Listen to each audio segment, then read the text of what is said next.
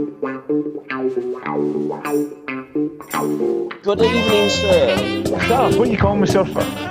Sir Eddie, you are Leeds United royalty, and welcome, guys, to Legends of the 70s. Joining me in this episode as we take a trip down memory lane is the legend, Mr. Eddie the Last Waltz Gray. I'm absolutely honoured to be talking to you, Eddie. You are royalty in football, in my opinion, sir. Well, I don't know about that, but it's nice to speak to you. And let's start your upbringing, Eddie. You were born in January, on the 17th of Yep, January 1948 in correct. Glasgow. Yep. Talk to me briefly about what it was like growing up in the streets there, the back streets of Glasgow, and being brought into the Celtic household, if you like. Apart from your brother David, he was a Rangers fan, wasn't No, well, he said that he's a Celtic daft now. he? He used to say that to annoy me and my brother Frank, you Yeah, know.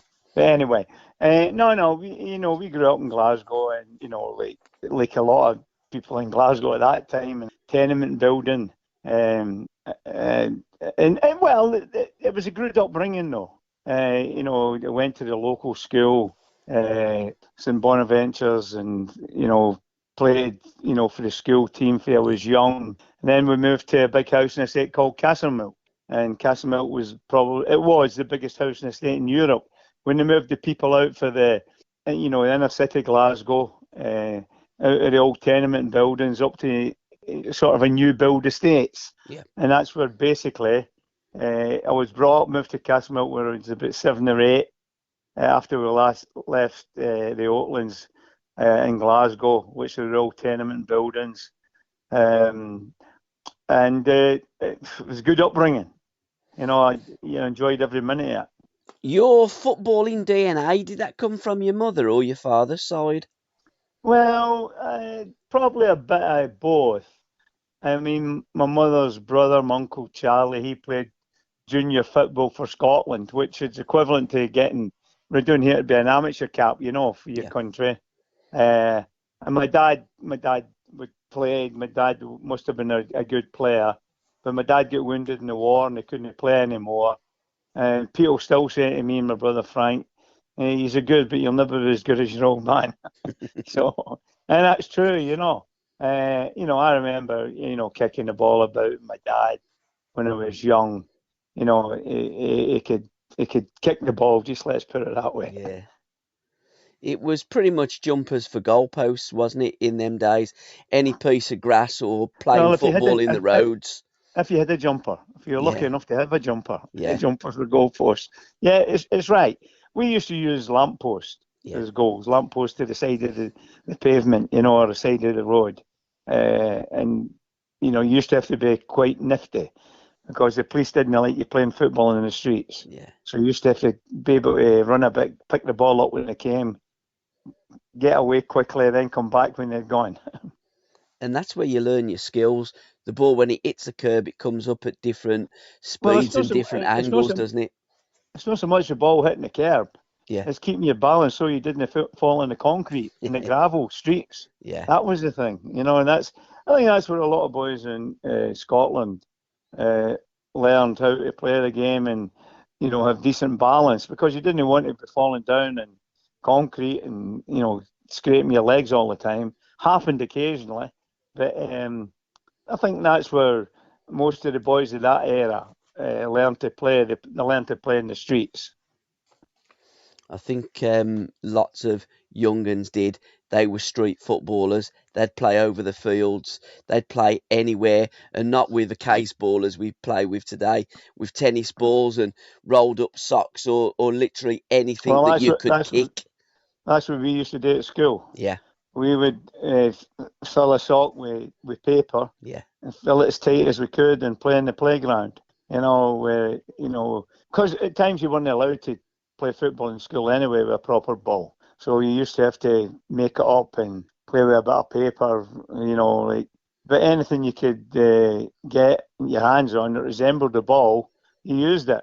Your earliest football memories, Eddie, going to watch games of football. Your dad took you down to Parkhead, I'm guessing. So, what's your earliest memories of getting excited and going down there and watching the Super Well, Hoops? well, getting back to the early days, watching Celtic winning the Scottish Cup in 1954 against Aberdeen, then getting beat with Hearts, Yeah, 1956. I'll never forget that. Hearts beat Celtic in the Scottish Cup final. I can remember watching that game vividly. I was with my dad in the old East Stand at Hampden. Hearts had a great team then, and they beat the Celtic, and that was disappointing. But it was just actually the thing about it is, I never thought about becoming a footballer. Because when I was watching football, probably a bit like supporters now, these guys on the pitch were like gods to me. yep. You just watched them play. I watched some of the great Celtic players, Wally Fernie, Charlie Turley, Bobby Evans, and Bobby Collins, who I ended up with at Leeds, just great players. Uh, and it was like, I could never visualise how you became a footballer. I didn't think, I never thought to myself, oh, I'm going to become a footballer. I never thought that till I started, you know, when I get picked for the Glasgow Schoolboys when I was 13, and then I played with the Scottish Schoolboys when I was 14, 15, and you start thinking about it more, and people come knocking at the door, scouts for all over the country, but the funny thing is, before I joined Leeds United, I'd been to a few clubs, but there was only one club that I wanted to play for, and that was Glasgow Celtic. Yeah. And I used to train at Celtic Park, and I went down to Leeds one weekend for just to visit the place. And I never even knew, I'd never heard of Leeds United actually. I'll be honest with you, when I first come down, there's a scout in Scotland called John Barr.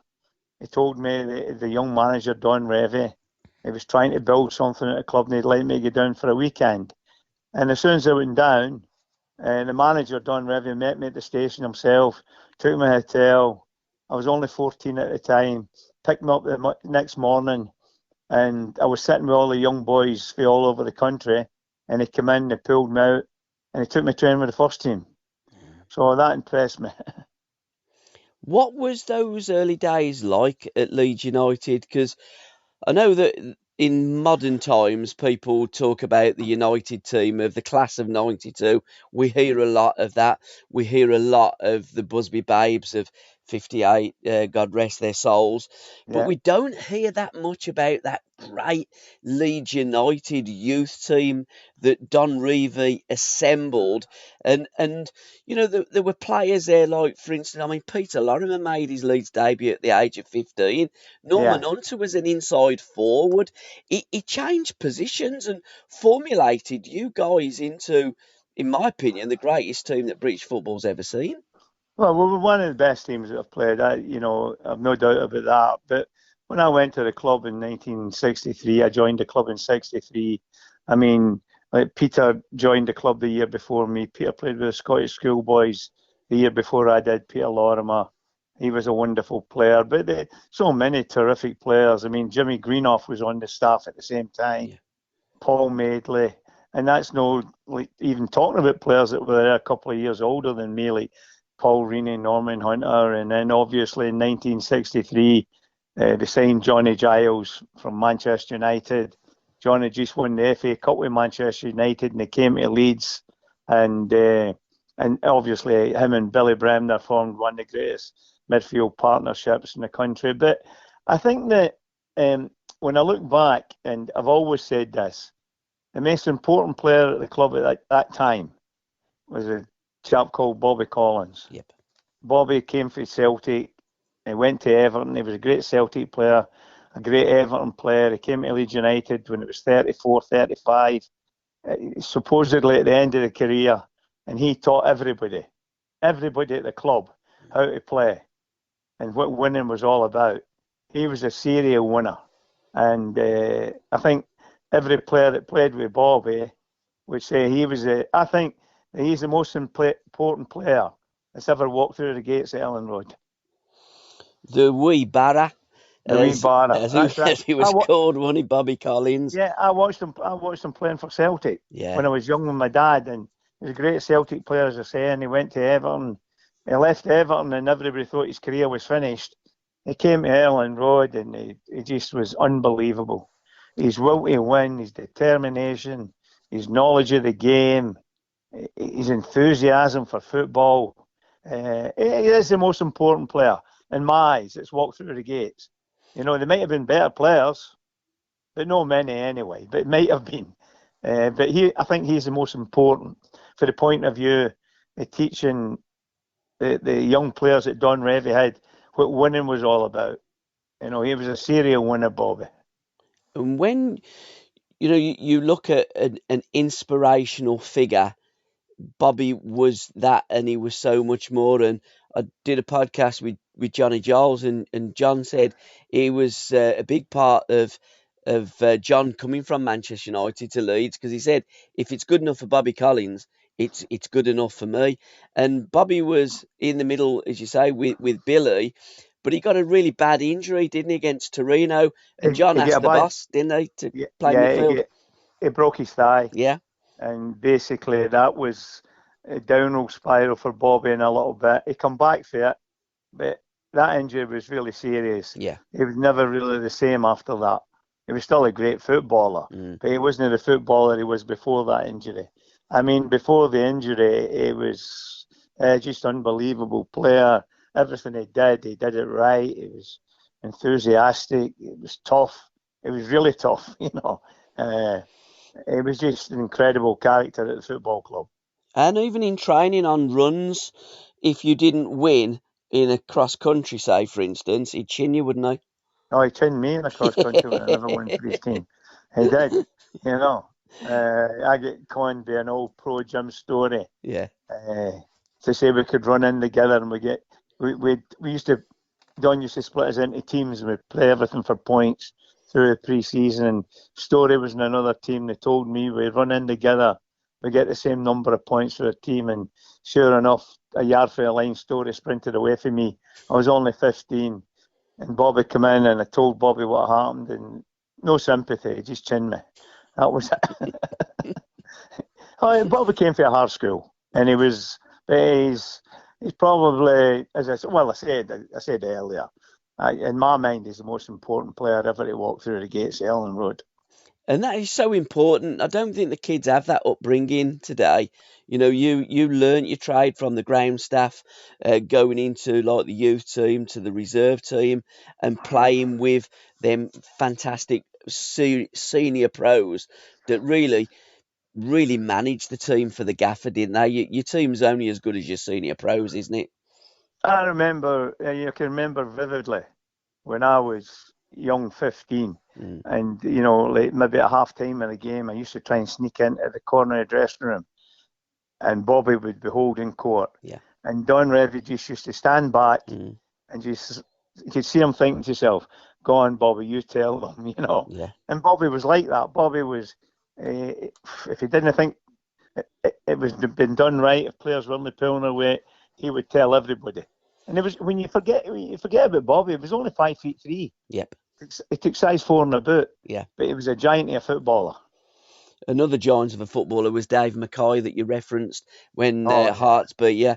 A young 21-year-old Dave Mackay run the show that day. Against Celtic. What a player he was, wasn't he, Dave? Yeah, well, you know, like Mackay was one of the great players. And I think what people forget about Dave Mackay, I mean, David had a reputation being a hard man, which he was. There's no doubt about it. But Dave Mackay was a great footballer. Yeah. Right foot, left foot. He could ping that ball 30, 40 yards. I mean, he was just a wonderful player. And he's such a great character for the game. You know, and like, he's one of the top players I've ever seen, Mackay. Going into the first team at Leeds United, can you remember your debut? You know, my debut, funny enough, we play Sheffield Wednesday this weekend, and my debut was against Sheffield Wednesday at Elland Road, New Year's Day, 1966. It seems a long time ago now.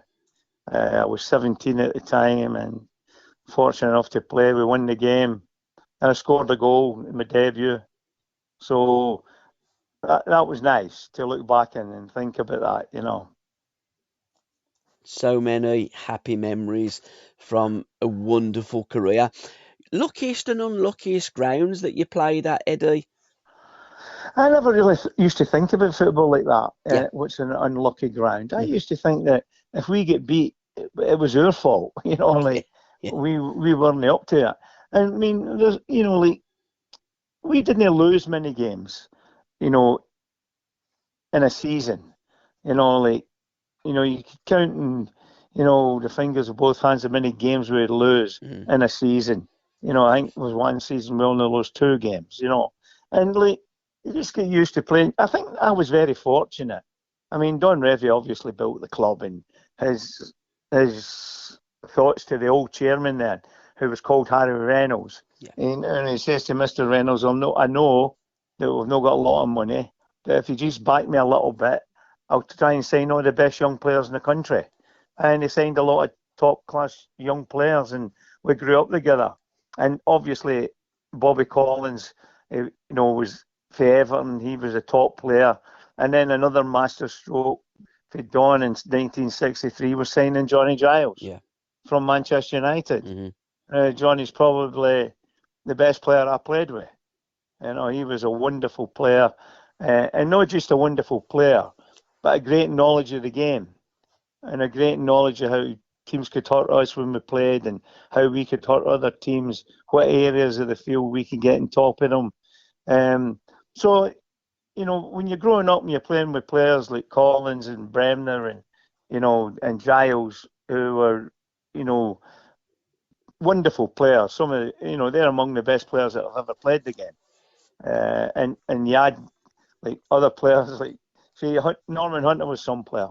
Yeah. And I mean all the players I played with. I mean, I'm talking about some individuals here, but I'm just talking about the individuals because they were so important to the side, Yes. and everybody else could play around about them. I mean, my mate Peter Lorimer, nobody will ever beat Peter's goal scoring record for Leeds. Peter's one of the best goal scorers that I've ever played.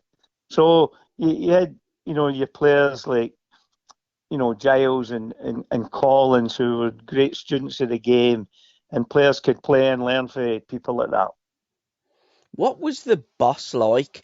Because famously he was superstitious. Sometimes didn't take the shackles off you. Um, he was also one of these studious managers that used to have dossiers of other players and teams that you played against. Um, what was he like, Yeah, but Don Revie? people, you just mentioned it yourself. Mm, Teams do that every week now. yeah, they do. They have Yeah, analysts going to all the games, yeah, and Don was way ahead of his time. yeah. Way ahead of his Mm, time. I mean, what people forget about Don was a great footballer as well. yeah, he was I a mean, Reggie when player. we were young, he used to join in with us. Mm, When we were 15 and playing in the car park at lunchtime in between doing your ground staff jobs. Don was footballer of the year. yeah. I mean, he had a great knowledge of the game. And it's funny, like at Manchester City, when Don was at Manchester City, they introduced a plan and they called it the Revie plan. Yep. And that was all because Don had went to watch England play Hungary in 1963 when Hidde Guti played Yep. for Hungary. Now, Hidde Guti he wore number 9, but he never played like a centre forward. He played like a deep lying role. Yeah. And Billy Wright, the England captain, didn't know what he was doing because he was used to a number 9 standing up against him. Yeah. And Don introduced that plan to Manchester City, and they called it the Revie plan. And it was all because Don had a great knowledge of the game. He watched Hidde Guti playing for Hungary when they beat England 6-3 at Wembley. Then they beat in Hungary in the replay, the other game in Budapest, they beat England 7-1. Yeah. And Don took that, that plan, they called it a Revie plan, but it was all because Don had a great knowledge of the game, even as a player. He was always a student of the game, and they took that plan to Manchester City, and they called it the Revie plan. But it was always to do with Don watching the great Hungarian centre forward called Hidde Guti. And he was very much his family, you were almost like his sons, wasn't you? There seemed to be a really closeness with that Leeds United team and Don Revie. Well, I think what it was, I mean, when Don became manager, in the early 60s, Yeah. it says to the chairman, I know we've not got a lot of money, but if you back me, I'll try and sign all the best young players in the country. Mm-hmm. And they signed a lot of them. Yeah. So when you grow up together, and Don took on a lot of responsibility. I mean, he goes up to my house in Glasgow and Peter's house in Dundee. He's speaking to your parents and saying, "You're only 15, you're leaving home. Don't worry, I'll look after them." And he did. Yeah. So you all grow up together and you have that bond. And I think that was the thing. I think Johnny Giles says, many years later, Johnny came from Manchester United. Johnny just won the FA Cup with Manchester United, 63. And then he came to Leeds, and he just says the atmosphere, the bond between the players was second to none. And that was all down to Don. Yeah. And getting a lot of the players when they were young, you grow up together, and, everybody felt part of it. Carpet bowls and bingo. That was a big part of Leeds. You used to have karaoke nights as well, didn't you? Alan Clark was telling me he used to have a song that he'd always sing. Oh, yeah, you did, yeah. Mine's as I belong to Glasgow. Okay. And Peter Lorimer was the roads and the miles to Dundee, because he came from Dundee. No, I don't. And we used to play carpet bowls and bingo. And when we played carpet bowls, Peter and I were the bookmakers. We used to run a book. And all the boys would have a bet on a Friday night before a game, or a Tuesday night before a game, and Wednesday. That was one thing when Don was at the football club. Don took us away before every game. Yeah. He believed in the players being together before every game to get that feeling that we're on it together, Hard for the wives at times, because we were always playing, every weekend and every midweek, because we were usually in the later stages of most competitions. Yes. And Billy's was Nobody's Child, wasn't it? Yeah. He was it sometimes as well, Billy. No, he was a great player. I mean, you just need to look at the partnership him and John Giles had in the middle of the park. Probably one of the best midfield partnerships the country's ever seen. And the funny thing about the two of them is, like two midfield players, it's very unusual. The two of them scored the same number of goals for the team. 115 each for the middle of the park. I mean, that's incredible. I remember Johnny saying to me, "Tell me who was a defensive midfield player out of me and Billy." We didn't have one. We both scored the same amount of goals. But you were just all great footballers. I think the thing about it is, the way Johnny and Billy looked upon it, as midfield players. When we were defending, yep, they played like defenders. Yep. When we were attacking, they were up there joining in. So it was box to box for them, 18-yard box to 18-yard box. Yep. And they were just up and down the park, and they had a great understanding. I mean, Johnny was a little bit calmer than Billy, let's put it that way. But Johnny was very astute in the game, and at times he had to pull Billy back. If we went a goal down, Billy would forget his midfield duties. Yes. I'm going to score the equaliser. 9 times out of 10, Billy did. Yeah. But the two of them had a great understanding. But I think Giles was a man dictating how we could play the game, where we could hurt teams. Billy was just off the cuff, but he was brilliant at that. There was a few off-the-cuff comments between Billy and Johnny with other central midfield players whilst they were on the pitch, weren't they? They'd want to turn to the other one. He's a bit of a headbanger, isn't he? Oh, there were plenty. Don't worry about that. I mean, but the thing about Bremner-Giles partnership, it didn't make any difference who they were playing against. Yep. They could hold their own against any midfield players in the country. Just because the two of them were great players. I mean, Billy was one of the greatest Scottish players of all time. Johnny was voted the greatest Irish player of all time. So, you're talking about two world-class footballers coming together, as young players and playing together for 10 years and a great understanding with each other, and could dictate games regardless of who they were playing against. Absolutely. Most difficult opponents that you come up against, Eddie, or teams as well. Infamously, you had them battles with Chelsea in the late '60s, early '70s. But Yeah. who's your your most difficult opponents? Well, I never thought of it opponents as individuals, Yeah. like personally. But I thought, the teams you were playing against, you were always going to have a tough game again. Manchester City were a terrific team in their days, Yes. as they are now. They had some terrific players, Colin Bell, Mike Somerby, like the top class players. Yeah. You get your Tottenham Hotspurs with Mackay and Arsenal, the players they had. There was a lot of good teams around then. But I think the thing about our team at that particular time, regardless who we were playing, we always thought we could win the game. Yeah. We didn't win every game, Mm. but you always had that. I mean, when I was sitting in the dressing room as a young player, I was looking, I'd look around the dressing room and I'd look at the players I was playing with. And I would think to myself, there's no way we can get beat today. Yeah. And it's a nice feeling to have that Yeah. before you go on the pitch. I was just so fortunate enough to play with some of the greatest players that I've played. I've mentioned a few of them, but, you look at, you're talking about, when I get in the team first, big Jack Charlton's playing. And Jack, World Cup winner, Norman Hunter. And you've got Terry Cooper and Paul Reaney and Paul Madeley, who was some player. And that's not talking about the players in the middle of the park like Billy and Johnny. And then you look up front and you've got Peter, top goal scorer of the club of all time, and Alan Clark and Mick Jones, who are just tremendous, So that's the one thing I look back in my career and I think to myself, I was just lucky to play with terrific players. And you were a terrific player yourself. The tag, we've got to talk about it, Dirty Leeds. But that's really unfair because when that tag come out, it was the disciplinary records of the whole of the Leeds United club, the reserves, the youth. In fact, I think Leeds went some considerable amounts of years before having a player actually sent off. So Leeds' disciplinary record wasn't actually that bad. When you There was look a at lot the of clubs. There was a lot of clubs that were worse than us. I think the absolutely, thing about it was as well. I think it came a little bit for the press in the south yes, at that particular time, mm, because if teams wanted to, let's say, mix it in the game, yeah, their team could mix it with them, mm, and stand up to them.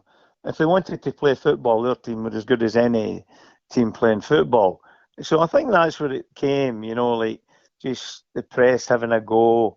I mean, obviously, we like a lot of teams then, we had a few players in the side that could look after themselves. yeah, Let's put it that way. But yeah, every side did then. yeah.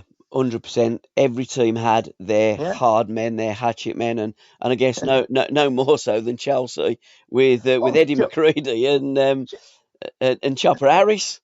well, I mean, that's why, I was laughing. I did a little bit the other night when the team were playing Chelsea and I was doing a little bit with Chopper Harris. And, I was laughing, because I think, well, like people used to criticise our team. Yeah, And you look at the teams that were playing at that time, yeah, and Arsenal as well. yeah. Arsenal were a tough team then. Piece of story. So I Mm, mean, like that. I mean, the game's changed a lot. yeah, it has. I mean, there's things that happened years ago you wouldn't get away with now. Mm, Obviously through television and VAR and everything else like that. But the thing about the side that I was brought up in, I think, I'm going back to the same man again, Bobby Collins. yeah, Because Bobby played in tough times. He played with Celtic and a great Everton player. Then he came to Leeds. And Bobby realised if you're going to be a great team, you've got to have physical aspects in the game as well, that you've got to stand up to other teams. yeah. And our team could do that, as well as play, if you want a better expression, pure football. Yeah. And if you fought one Leeds player, you fought everyone, didn't you? Pardon? If you picked upon one Leeds Oh, player, yeah. Oh, you you picked picked on on the the whole team. team, didn't Yeah, you? you picked in the team. Yeah, but there was a lot of things like that. I Yeah, mean, there were. I think because most of the games we played in those days, we would come out on top. Yeah. So that's why we get a reputation. But like that's what I was saying to you. If teams wanted just to play Mhm. if you want pure football, we could do that, and we could also stand up to sides that will want to make it a physical game. There's many games that our team have played. We'd make it a physical game. Yeah. But there was a lot of sides like that then. Absolutely, the 70s was Yeah. full of teams and players like Yeah. that. If you could replay one game that you played in your career, what would it be and why? What game? Well, I never used to really think about individual games like that. I Mhm. used to think of it as as a whole. Like where we're at the end of the season, and most seasons I was very fortunate. We would be in the latter stages of competitions nearly every season for Yeah. 10 seasons.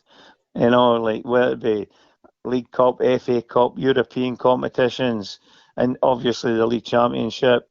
So it was just like every game we played for about nearly 10 years under Don Revie, it was always important. Yeah. It was always nearly every game you played there was something on the game, either to keep your position in the league, to get to the semi-final, the final of a cup competition, European competitions. So it was always intense. But when you play football at that level, that's what you want. It means you're being successful as a team. Talk to me about the Burnley game then and them 2 goals. They were exceptional. Well, yeah. I mean, funny enough, I scored 2 goals that day, but the first goal I scored, to me, that was a better goal. Right.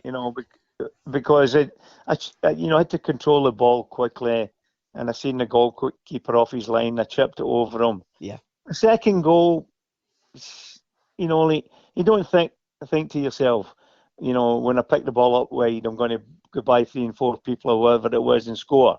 It just happened. That just evolved. But the first one, I had to think quickly Yeah. in my mind and control it quick. And I just seen the goalkeeper. He just stepped off his line. So to me, the first goal I scored against Burnley, that meant more to me than the second goal. And the second goal, there's one Leeds player lying in the 18-yard box. Was that Albert Albert Johansson? Yeah, Johansson. I That was thought it Albert. was, Yeah. yeah. That was Albert. Yeah. Albert. It's funny, when I first came to the club, Albert Johansson was a terrific player for the club, and Yeah. Bobby Collins get the best out of Albert because Mhm. Bobby was a great passer of the ball, and Albert was very quick, played left wing, very quick, and Bobby would ping balls over the top of defenders, and Albert would be off. Albert was a terrific player for Leeds Yeah. when I first came down to the football club, and he had a great understanding with Bobby Collins. If you could revisit one season that you played during your career, what season would you like to go back and replay, Eddie? Well, I think that's, I think for me that's a difficult one to actually answer. Like when I first came to the club, Mm. like in 1963, Yeah. we, Tired of ads interfering with your favorite sports podcasts? Good news. Ad-free listening is available on Amazon Music for all the music plus top podcasts included with your Prime membership. Stay ahead of the game by downloading the Amazon Music app for free or go to amazon.com/sports ad free. That's amazon.com/sports ad free to catch up on the latest episodes without the ads. Millions of people have lost weight with personalized plans from Noom, like Evan, who can't stand salads and still lost 50 pounds. Salads generally for most people are the easy button, right? For me, that wasn't an option. I never really was a salad guy. That's just not who I am. But Noom worked for me. Get your personalized plan today at Noom.com. Real Noom user compensated to provide their story. In 4 weeks, the typical Noom user can expect to lose 1 to 2 pounds per week. Individual results may vary. like I look back, we went to play in a tournament. I was 15 in France, and we won the tournament, and we beat Barcelona in the final. Things like that. Even though it's only youth level, I look back at the players I played with and the many boys that I played with in that tournament went on to make it. How many of the boys didn't make it? I suppose if I had to pick one game, it would probably be when the club won the league championship and we won it at Anfield. Yes. Yeah. So as a one-off game, that game for winning the. And funny enough, when we won that, well, we won the championship at Anfield. Don Revie told us to go towards the Kop, and we were thinking to ourselves, "You kidding on?" Yeah. But then when we walked towards the Kop, they all started chanting "champions," Yeah. and it was just one of the most amazing nights in football. But to win the club's first league championship like that, at a place like that, and they had great players then as they've got now, it was a great feeling. But overall, it was just playing for such a great manager, playing with great players, week in, week out, playing with great players, and thinking to yourself, well, if you can't enjoy this, you'd be better packing a game in. What's your favourite or fondest European memories? Because Leeds got to the final, 73 Cup Winners' Cup final, the 75 European Cup final, cheated out of Yeah. both of them. I mean, I think that the both finals we played in the Cup Winners' Cup final, the European Cup final, I think things went against the team. 100%. Then, I don't think decisions went for us. Ben Ross. I mean, the European Cup final, the referee got banned after it. Yeah. So I think that tells you everything about that game. But it was just a pleasure to play against, like top players and top teams, and playing Barcelona, Ellen Road, and Cruyff was playing, and they had a lot of terrific players, and beating them. But over the period of 10 or 12 years, we were in Europe every year, Yeah. and you're playing against top class players. But I don't think there's anything to compare with playing against the top sides in England at that time. Yeah. Because there was a lot of great teams in England at that time, a lot of great players, and it was tough every week to get a result. Your FA Cup winners medal, 1972, when Yeah. Leeds won it in the centenary. What a fantastic achievement that was. I know the season after got beat by Sunderland in 73, but 1972, what a game. 1972 was great because, we should have won the Cup in 70 when we played Chelsea. Yeah. I mean, obviously, we drew at Wembley, they got a late equaliser. We went ahead in the replay at Old Trafford. We were probably the better side in both games. Yeah, he was. The Arsenal game was a tougher game, funny enough. Although Chelsea beat us, the Arsenal game was actually a tougher game. But to win the Centenary Cup final, and it was always, when I first came into the club, the team lost the FA Cup final against Liverpool in 1965 at Wembley, and I was there watching the game. And, for the players that played in that game, there's a few players still that played in that game that played when we won the Cup against Arsenal. It must have felt great for them, to actually play in a Cup final was a great achievement, but to win it, and we won the League Cup final against Arsenal as well, before we won the FA Cup final against them. So to win the trophies, the League Cup, the FA Cup, European trophies, I think it just goes to show you the strength of the squad that Don Revie had assembled at Ellen Road. And that was the thing in them days. You won and you achieved all these fantastic feats with a squad of no more than 15, 16. About There was 15, one 16 substitute. players. Yeah, one substitute. Yeah. Had you have been able to have the squad that, say, for instance, a Manchester City have got today with winning the treble and winning possibly a double treble, that could have been what Leeds United achieved. But sometimes you play too many games and the injuries caught up with you.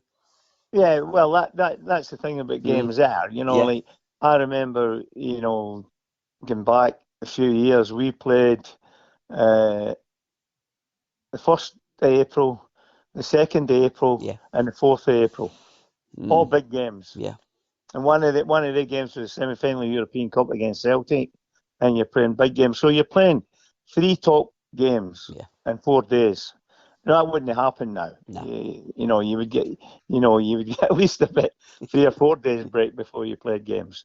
So that was the difference then. But there's the same for all sides. You know, that's just how football was then.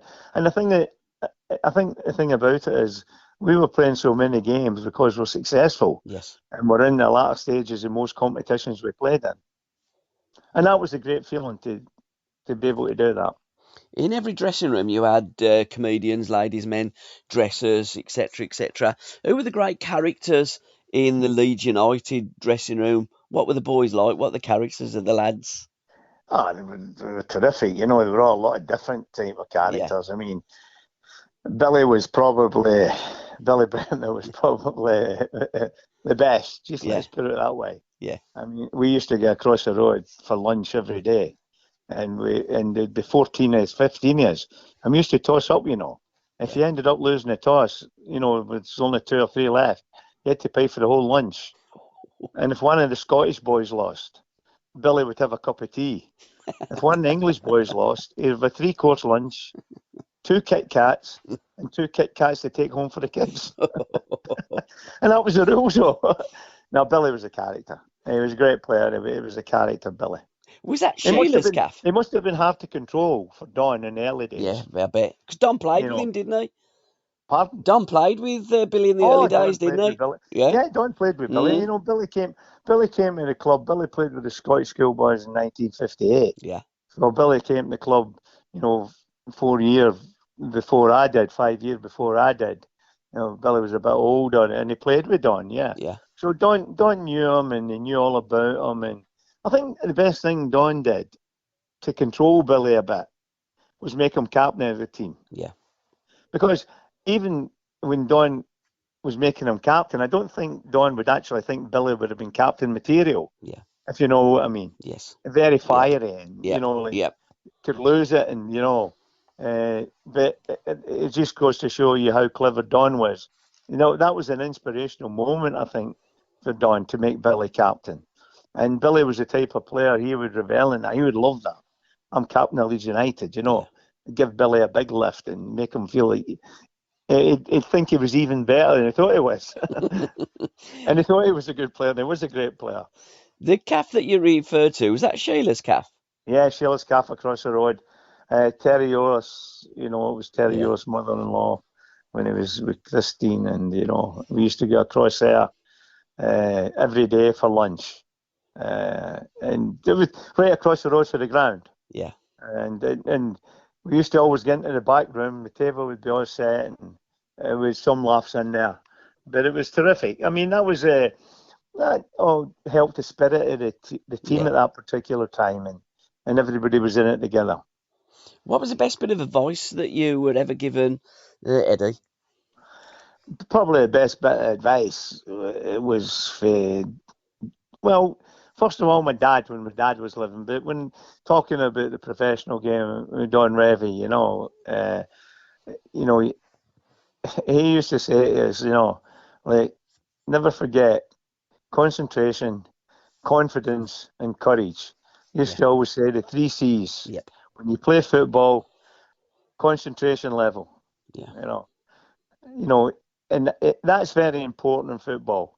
The concentration level, the courage to use your ability, and the confidence to use your ability. And Don, like, I know our team probably in the early days had a bit of a reputation of endure at times, but that wasn't Don's way. Yeah. Don loved to play football, and he loved the players to express themselves, and so I was fortunate to play for a manager like Don Revie, who I thought was one of the best managers that's ever, been in this country.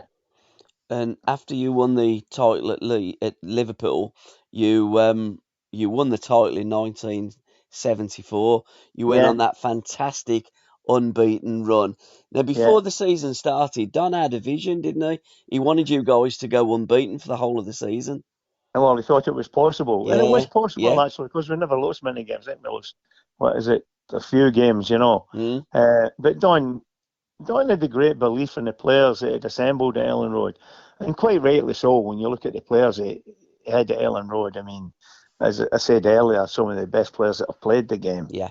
And a lot of players that, a lot of the players I would think when Don first came to the club, would probably never have thought they'd have achieved what they did. Yeah. And it was a lot. It was down to Don, like making players feel how good they were. And I mean, when you look at certain players, Norman Hunter was an inside forward. Yeah. Terry Cooper was an outside left. Mm. And Don, what Don did. I mean, the funny enough, I played for the team in the left wing. I'd never played left wing in my life till I came to Leeds. Yeah. And it was only Don saying to me one day, Eddie, I'm trying to make a team up. Would you mind having a go outside left? I was a midfield player, the old left half position, midfield.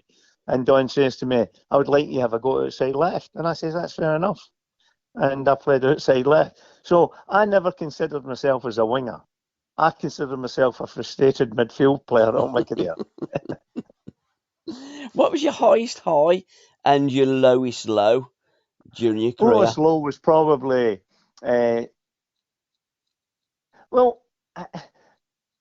a selfish point of view, I got a bad thigh injury when I was 15. Yes.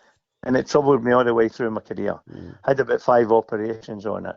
I mean, I would have been a lot better player if it wasn't for my thigh injury. And I learned how to play with it. That was the biggest disappointment in me. For a personal point of view in my career, I never really get the chance to, I don't think, perform at the level that I thought I was capable of performing just through this thigh injury. And for a match point of view, probably losing the cup final against Sunderland. Yeah. When we were hot favourites to win the game. But all credit to Sunderland that day. They came out and they did the job, and they probably deserved it. I think if Leeds would have scored early, they'd probably absolutely smashed them. Oh, well, we would have. I mean, Jim Montgomery had one of the days. That double save. Yeah. But in general, they played very well, But, I mean, that's the great thing about football. It's so unpredictable at times. It was literally a David versus Goliath, and you're absolutely right. Football just churns up so many results that you think, dear me. But that's why we love the game so much. That's why people go to watch it every week. Absolutely, yeah. And players that get you off your seat these days, because back in our days it was all terracing, of course, and Eddie Gray that's taking on his fullback, that was a sight worth seeing. And that's what you used to do in them days. It was all about beating you back, wasn't it? Beating you back, making things happen, play the ball forward. Well, it's what Don used to say to me, Eddie, when you get the ball, just run at them. Yeah. I don't care if you lose the ball 9 times out of 10, because the 10th time you'll create something. Yep. And, and it'll lead to a goal or whatever. And that's just how, we played the game. But you can only do that if you're playing and you've got top class players on your side. I mean, that's what all great teams are about. You must have had some fun making your song, Marching On Together. Which is the My Life with Leeds United, your autobiography, Mr. Eddie Gray. Great picture of you on the front cover, by the way. I'm halfway through the book, absolutely loving it. But that was Paul Trevelyan, wasn't it? Sock tags. Paul Trevelyan, yes. Yeah, and Marching On Together. The Beaver. Yeah. I mean, funny enough, it was at Ellen Road, not that long ago, a couple of years ago. He'd done these bronze little statues of the players, little caricatures, and they're up in the stand, east stand at Ellen Road. He came to Ellen Road and had a laugh with a few of the boys. But I mean, we were the first team to do like a warm up together. Yeah. And this was all Paul Trevelyan's idea. Yeah.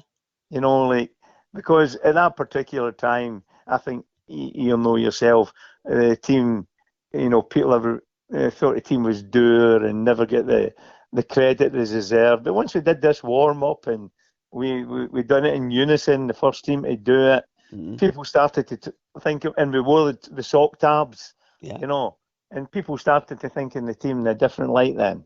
They're not bad and they can play.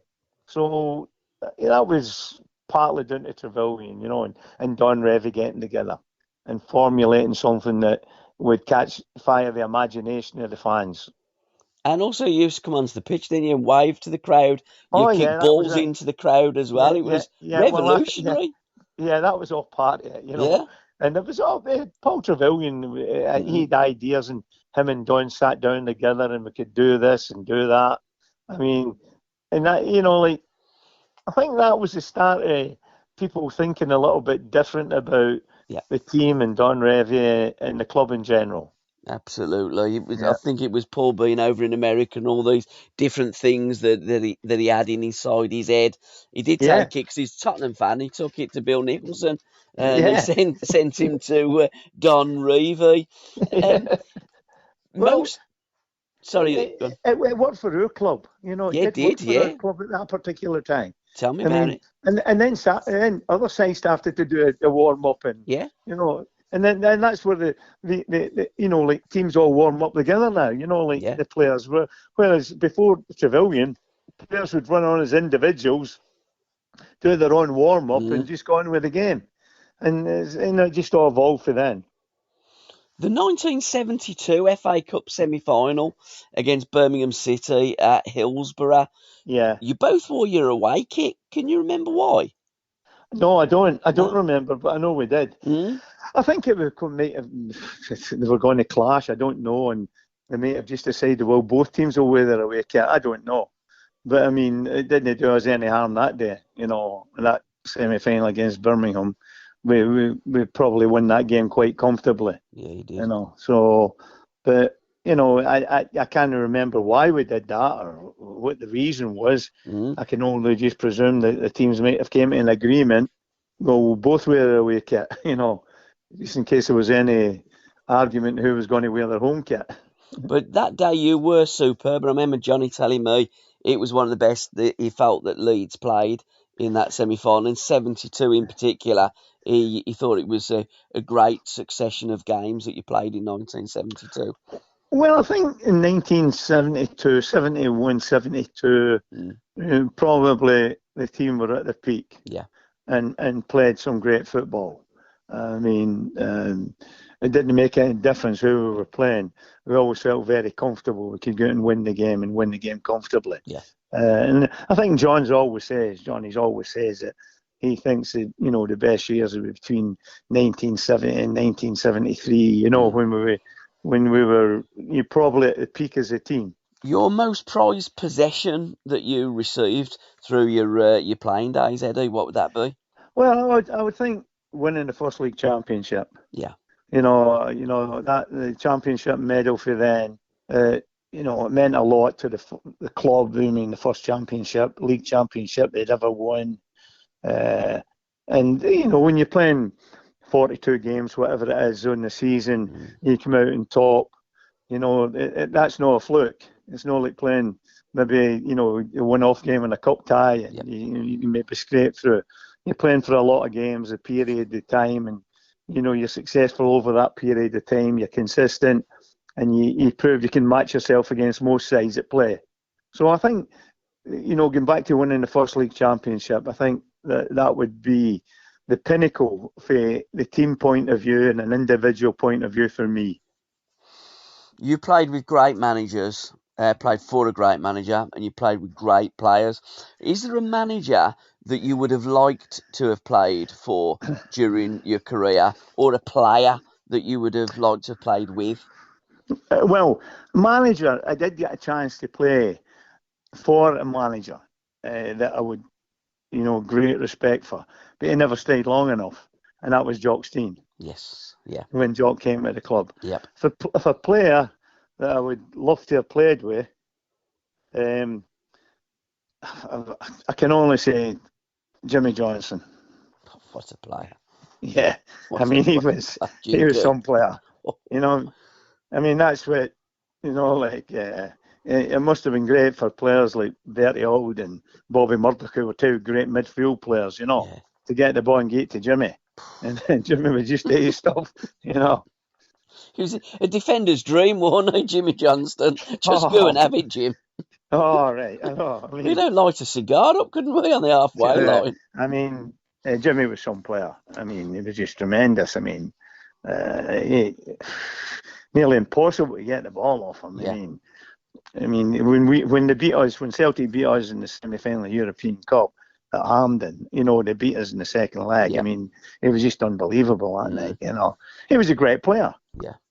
I mean, he's the type of player that, that even, I'd pay money to watch him. Yeah, you would. Yeah. He's just some player, So he's right up there with, the best players that have played the game. Jimmy. He was a Celtic player through and through, and they won the European Cup, and he was just a great player. And he had a great midfield player playing with him as well then, Bobby Murdoch. Yes. Bobby was a great player. And he knew Jimmy's strengths, and he kept Jimmy in the game. He kept making sure Jimmy got the ball, and and then he used to give Jimmy the ball, and then he could have a rest for 5 minutes. Absolutely. Was you there with Scotland when he took the boat onto the loch? No, thank goodness. I know all about it, but I wasn't there. Yeah. I mean, that was some boat trip, that was, wasn't it? Yeah, well, Jimmy was a character, there's no doubt about that. Yeah.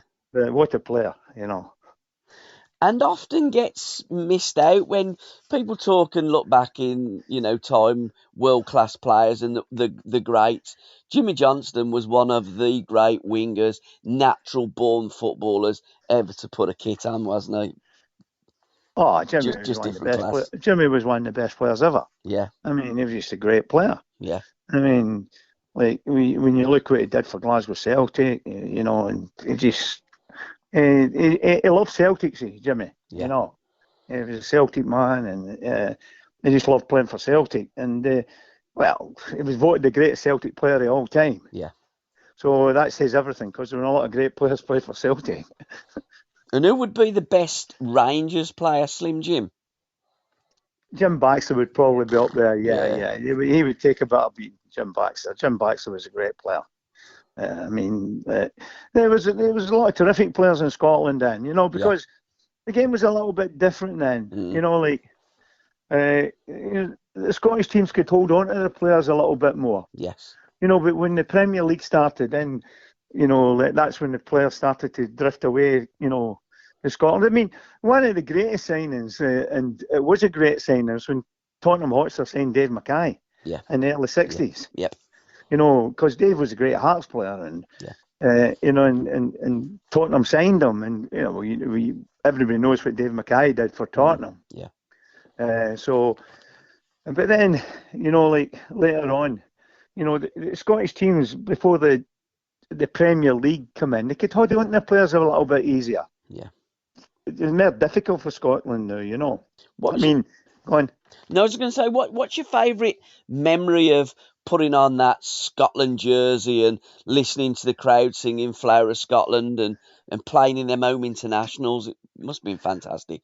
Oh, yeah. I mean, I think, your Scotland-England games are always going to be big matches. And for any Scottish players, that was always the pinnacle, to play against England either at Wembley or play against them at Hampden, So I think for most boys growing up in Scotland, it was playing against England.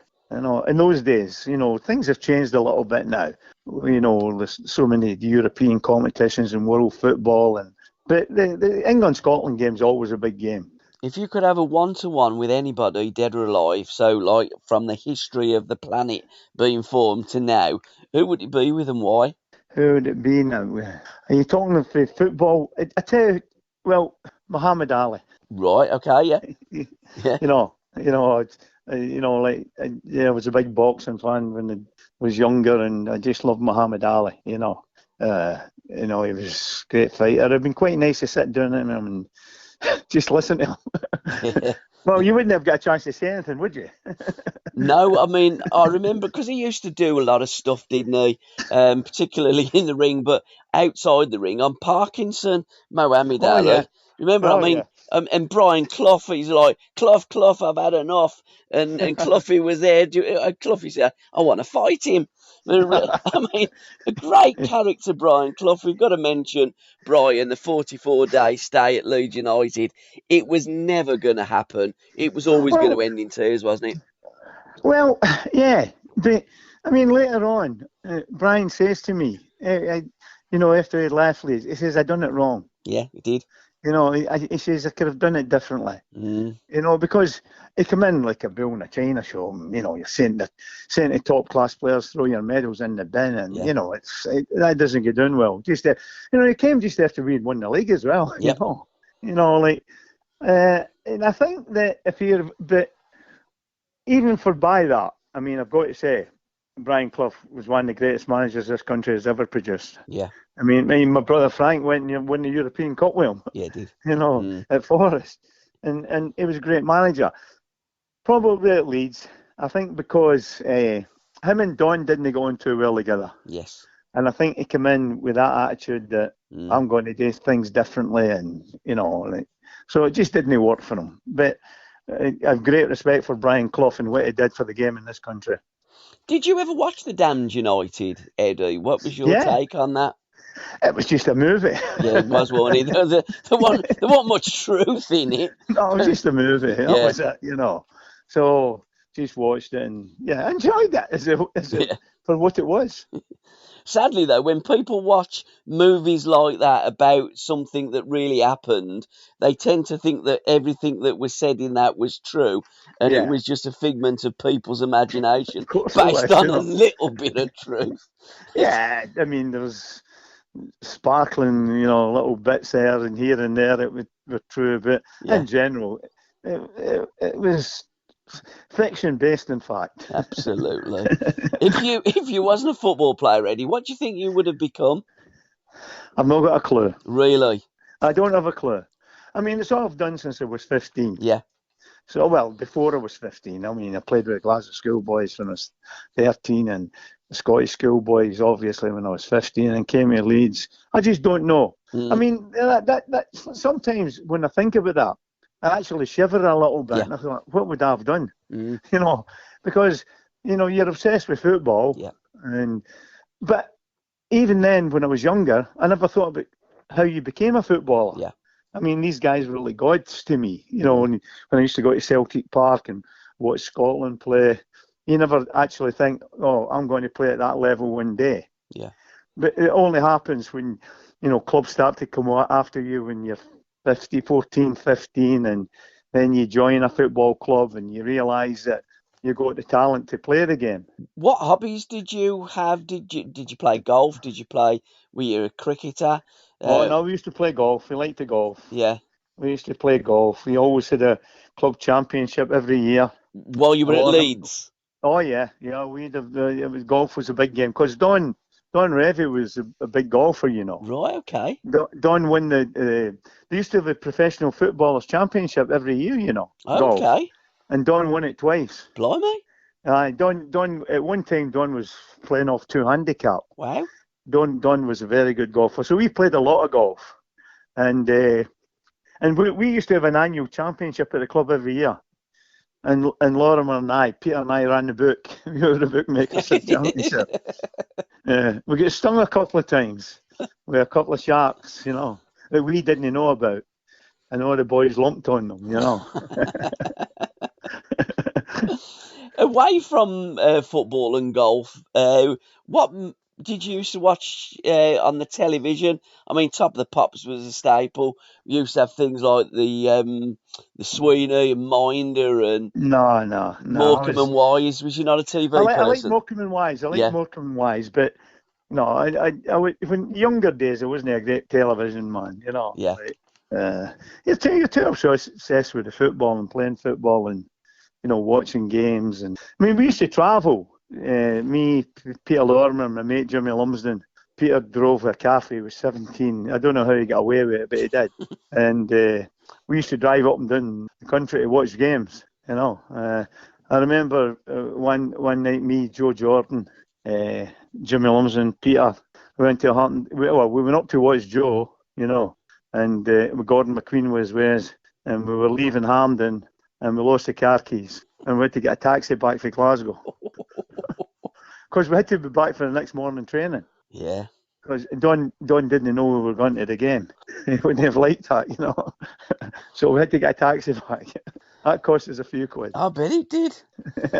Finally, is there any song or songs that remind you of those halcyon days of the 70s? Well, if you're talking about when I was younger, Yeah. you know, it was We Are the Celtic Supporters. Yeah. But, you know, like, there's nothing better for me now than standing at Ellen Road before the games and listening to the crowd singing Marching On Together. Yeah. I mean, it's great when the whole crowd sing it as well. So that's great. And after the game, I was watching the game against Leicester recently, and they put on I Predict a Riot. And I got to say, I mean, that Leeds United crowd, they are fantastic supporters. Yeah, that's fantastic. I mean, I've got to say, the atmosphere at Ellen Road just now is the best I've ever known it. I think I've said that. You know, it is. I mean, the atmosphere is tremendous. I mean, the crowd are terrific. They're right behind the team, right behind the manager. I've got to say, I think the manager's doing a great job, Daniel. Yeah, a terrific job. And hopefully, we'll be back among the big boys soon. Well, that's where you deserve to be. That's where we want to be. And also another grey. I was talking to Huddy today, and he says that boy Archie's some play, Paul. Another grey out the mould. He's doing very well, and hopefully there'll be a few more to come.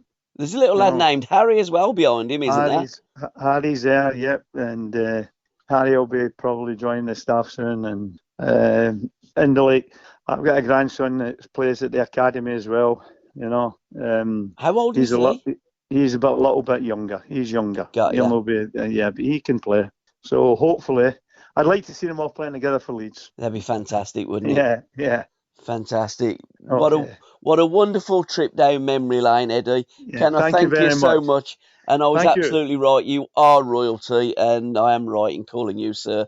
Thank you so much. And good luck to all at Leeds United. Thank you very much. Lovely. Thank you. Thank you for your time, Eddie. Bye. Thank you.